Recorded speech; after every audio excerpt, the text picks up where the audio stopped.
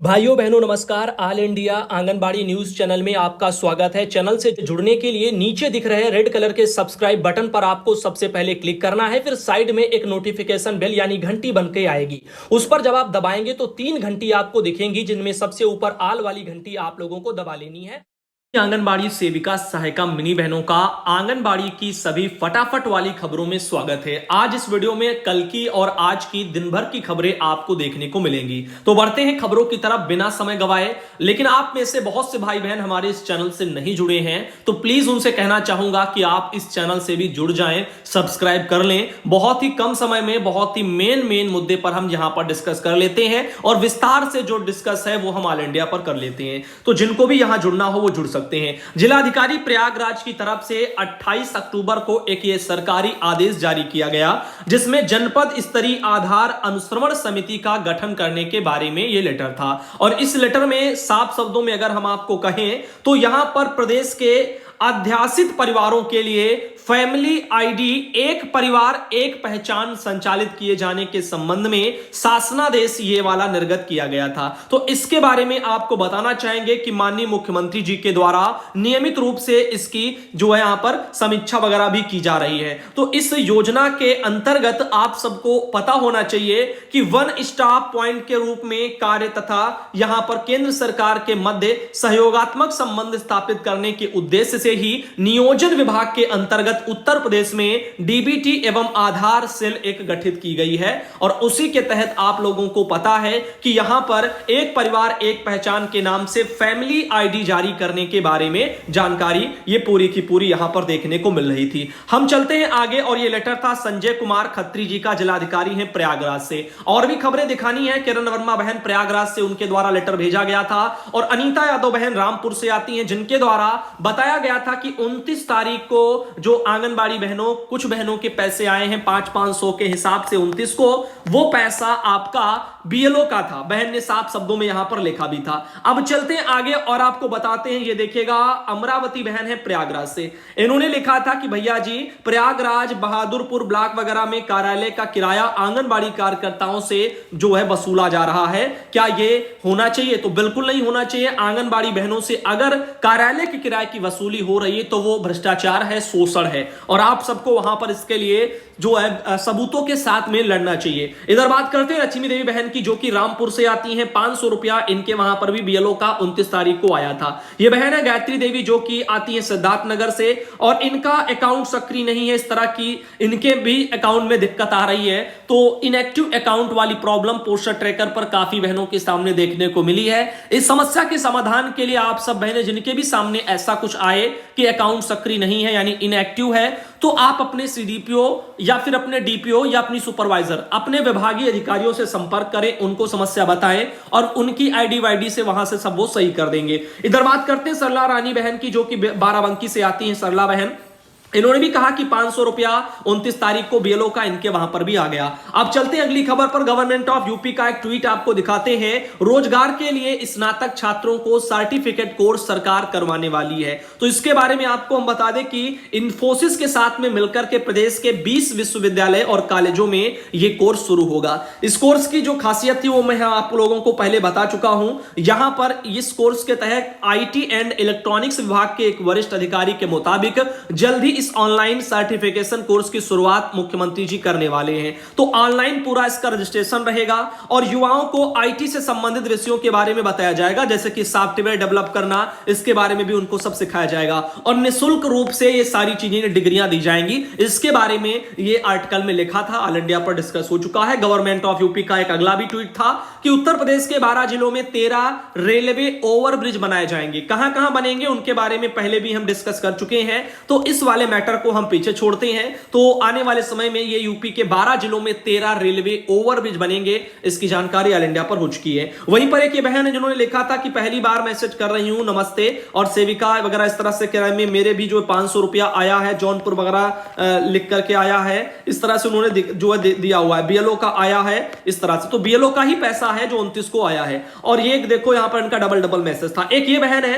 जिन्होंने लिखा कि भैया जी आपसे विनती है मुझे बताने की कृपा करें, 2012 से सहायिका के पद पर हूं और मैंने 2020 में हाई स्कूल किया है और भाई जिसमें मैंने अपने अधिकारियों से परमिशन ली थी।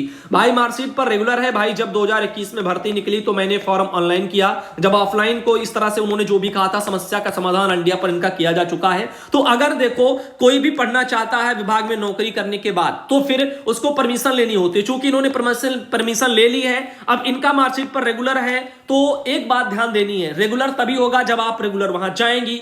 और आपको प्राइवेट ले लेना चाहिए था, या फिर आप यहां छुट्टी दे देती उतने टाइम पीरियड में जितना आपने वहां पर रेगुलर किया, क्योंकि एक इंसान दो जगह नहीं विराजमान हो सकता। मान लो रेगुलर आपने पढ़ाई की है, आप कह रही हैं कि जो है हाई स्कूल वगैरह 2020 में किया, वो भी रेगुलर, तो यानी आप हाई स्कूल में रेगुलर का मतलब रेगुलर क्लासे आपने अटेंड की है, वहां पढ़ाई में आप जाती थी, ठीक, इसका मतलब ये हुआ। तो फिर आंगनबाड़ी में आप जो है क्या वहां पर इतने सालों साल छुट्टी पर थी?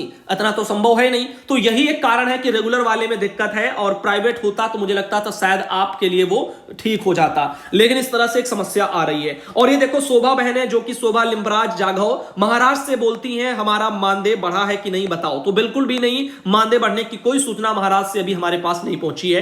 वहीं अगली जानकारी, राज्य मंत्री के औचक निरीक्षण से बंद मिला आंगनबाड़ी केंद्र। ये जानकारी कानपुर देहात से निकल के आ रही है। जिला कार्यक्रम अधिकारी के निरीक्षण में बहुत सी कार्यकर्ता बहनें वहां पर नदारद मिली हैं, और इस बारे में कई सरकारी ऑफिशियल लेटर भी जारी हो चुके हैं, ऑल इंडिया पर डिस्कस हो चुका है। 10 कार्यकर्ता और 4 सहायिका का वहां पर मानदेय भी रोका गया है। आप यहां पर देख भी सकते हो, ये कानपुर देहात का मामला है। 87 आंगनबाड़ी केंद्रों का अधिकारियों ने वहां पर औचक निरीक्षण किया था। इधर गवर्नमेंट ऑफ यूपी ने एक ट्वीट किया कि हर जिले में खुलेगा साइबर थाना।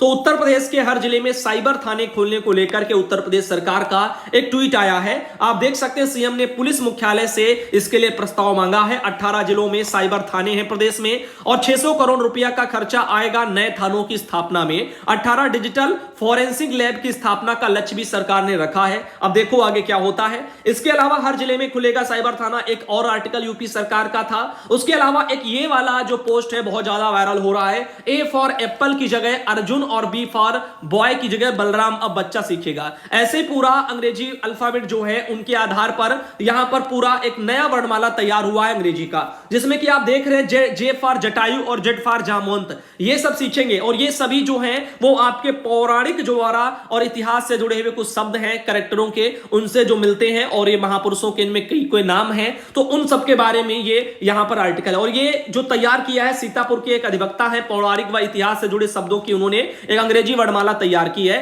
और खूब इनकी सराहना मिल रही है। खैर इसको लेकर के अभी आगे की कोई रूपरेखाएं तैयार नहीं है, तो ये महज एक वायरल खबर के तौर पर आप देख सकते हैं। वहीं हाल ही में उत्तर प्रदेश में आईसीडीएस की निदेशक अब सरनीत कौर जी बन गई हैं। एक मामला ये भी सामने कल आया, और यहां पर पहले आपके आईसीडीएस के जो अतिरिक्त प्रभार पोषण मिशन के जो निदेशक हैं कपिल सिंह जी के पास में ये था, लेकिन अब ये सरनीत कौर जी को दे दिया गया है। वे 2016 बैच की अधिकारी हैं और आईएएस अफसर हैं सरनीत कौर, और बहुत लंबे समय से मातृत्व अवकाश पर थी, बाद में हाल ही में अभी वो लौटी हैं, और निदेशक आईसीडीएस का उनको अतिरिक्त भार दे दिया गया है। ये देखिएगा यहां पर आपको बताना चाहेंगे अगली जो एक जानकारी है, लोकसभा चुनाव से पहले शिक्षकों की एक बड़ी भर्ती हो सकती है। एक ऐसा भी आर्टिकल सामने देखने को मिल रहा है कि सरकारी शिक्षकों के खाली का ब्यौरा किया गया है तलब। इस वाले मैटर पर हम जो है शाम के वीडियो में डिस्कस कर लेंगे, परेशान बिल्कुल भी मत होना।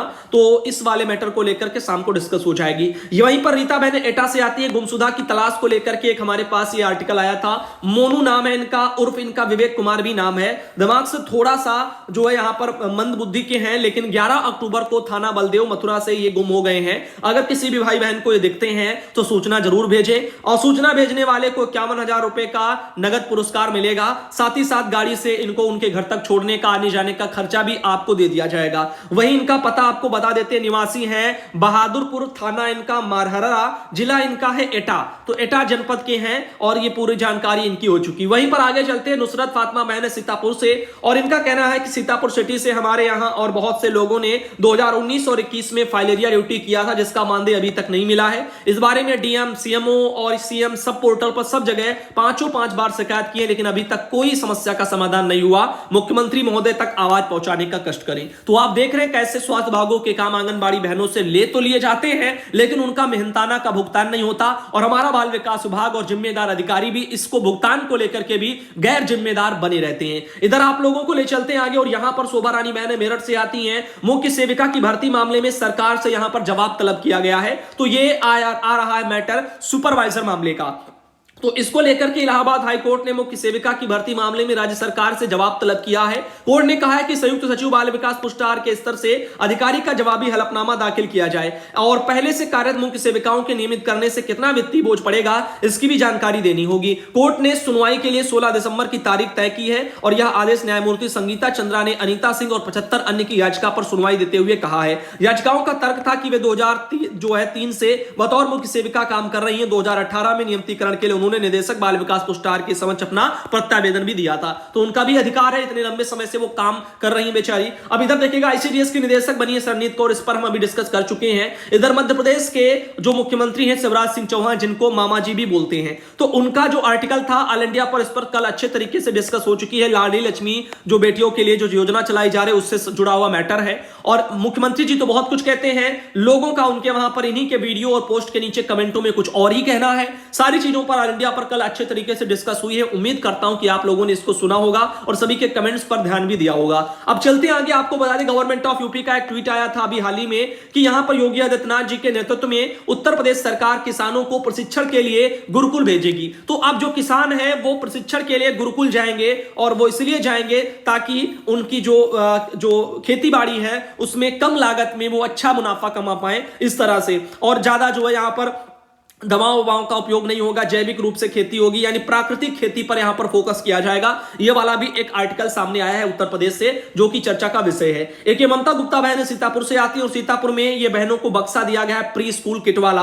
अब इसमें केवल 3 चार्ट दिए गए हैं। अब 3 चार्ट बस एक बक्से में भर करके दे दिए गए, और इस तरह से ये जो किट है ये सीतापुर में बांटी गई है। आप समझो कि कितना ज्यादा शोषण हुआ है, भ्रष्टाचारी हुई है किटों में, क्योंकि यहां पर इस किट में प्री प्राइमरी में क्या क्या सामान होना चाहिए था, वो सामान सब कुछ ऑल इंडिया पर एक एक करके चीजों को डिस्कस किया जा चुका है। अब ऐसे में आप देख रहे हैं कि ये भ्रष्टाचारी का एक खोखला नमूना है जो आपके सामने रखा हुआ है। इसमें 3 चार्ट ही केवल देना, प्री स्कूल को दिमत की तरह चार्ट लेना, ये यहां पर दर्शाता है। कुमोदनी देवी बहन सीतापुर से, इन्होंने लिखा भी है कि इसमें एक बक्से में 2 चार्ट है और एक बस ताला है। परियोजना इनकी सकरन है, जनपद इनका सीतापुर है, और इस तरह से बक्से बांटे गए हैं। जबकि क्या मिलना चाहिए था, ऑफिशियल लेटर में क्या क्या प्रावधान है, उन सब पर पहले भी डिस्कस हो चुका है। अब ऐसे उत्तर प्रदेश सरकार जो है शिक्षा को बढ़ावा दे रही है खोखला ज्ञान का पिटारा बेच करके। इधर बात करते हैं अगली जानकारी की, और सुबह के वीडियो में मैंने डिस्कस किया, अधिक जानकारी के लिए आप उसको भी देख सकते हैं। वहीं लाडली लक्ष्मी उत्सव को लेकर के जो मध्य प्रदेश में कुछ प्रचार प्रसार के लिए बहनों से कहा जा रहा है कि आंगनबाड़ी बहनें अपना ड्रेस पहन करके